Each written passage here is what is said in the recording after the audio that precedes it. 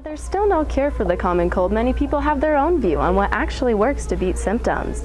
After completing a training course, some volunteers get a patrol provo in a special volunteer police car. Despite the staggering statistics nationwide of low emotional health, many BYU freshmen don't have to go far to find a place to relax and have fun. Teachers in Oregon dressed up to celebrate what would have been children's book author Dr. Seuss's 109th birthday. Mr. Brown can do it. How about Children you? gathered all around, on the desks and on the ground, wearing crazy hairdos, all in praise of those lovely Whos.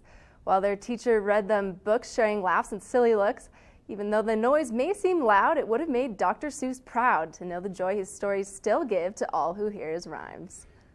The basketball season may not be all we hoped, but the Cougars have to feel good about 2 more years of Tyler Haws. WCC's leading scorer reached 1,000 career points on Thursday. Haws joins NBA All-Star Danny Ainge, not Jimmer, as the only sophomores in BYU history to reach the milestone. Most members of the LDS faith participate in a monthly fast by abstaining from food and drink for 24 hours. But dozens of students on BYU campus are taking that concept one step further with a 3-day electronic media fast. 11 News reporter John Hansen is live on BYU campus.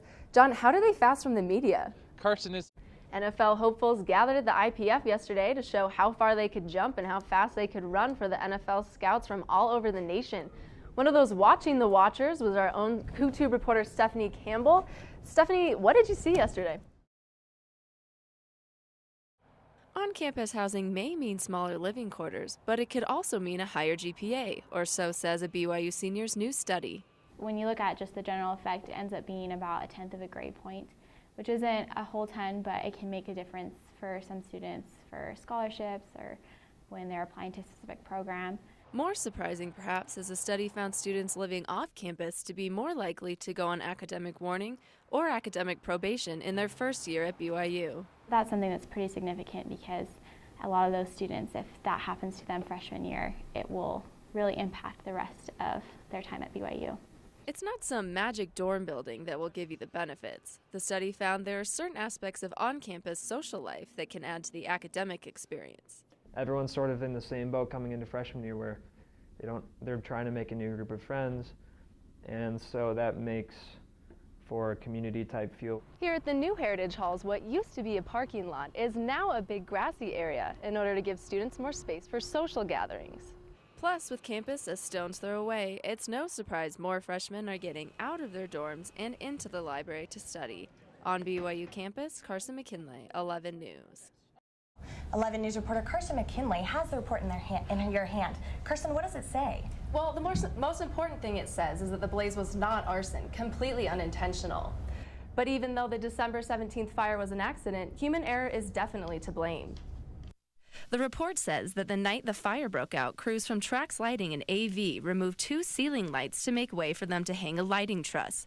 They were setting up for a concert that BYU Broadcasting would record. One of those lights got placed on a wooden speaker box, and the heat from that light against the wood is what fire officials say sparked the blaze. A light that was left on set on a wooden box, and with the heat that is produced from that light, it was 300 watts, it would cause enough heat to start combustion. Though the light may have started things, the conditions were perfect for the blaze to spread quickly. An outdated alarm system went off, but it only rang inside the empty tabernacle, so no one knew about the fire until it was too late.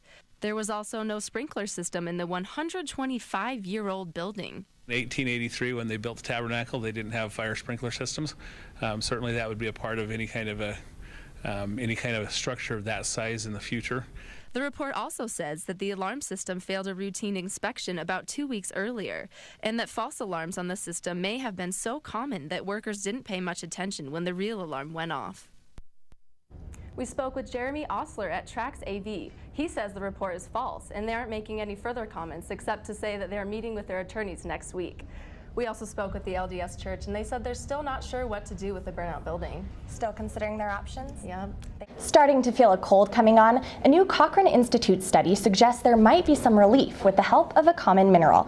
11 News reporter Carson McKinlay tells us why zinc is precious to people coming down with cold symptoms. If cold symptoms have you reaching for the tissue box, the study says you should really be reaching for medicine containing zinc. It's not a miracle cure, but research suggests that it can shorten your cold by a day. It does lower the duration that you have the symptoms, and it does improve the symptoms. If you've had a cold for a few days, it may be too late for zinc to help. Researchers say there's only a 24-hour window for it to work. The best time to buff up on the zinc is when you start coming down with symptoms. The new study has clear positive results in zinc lowering the duration and symptoms of colds. However, it hasn't been proven to eliminate colds completely. While there's still no cure for the common cold, many people have their own view on what actually works to beat symptoms. I usually take a lot of vitamin C, cough drops, and then I have like the Zicam stuff they spray in the back of your throat, and it goes away like that. When I know I'm going to start a cold, I take Zicam right away, and I just either there's kinds you can stick up your nose, or there's dissolve in your mouth tablets. Statistics show adults get 2 to 4 colds a year, so getting back on your feet faster by a day can make all the difference. In Provo, Carson McKinlay, 11 News.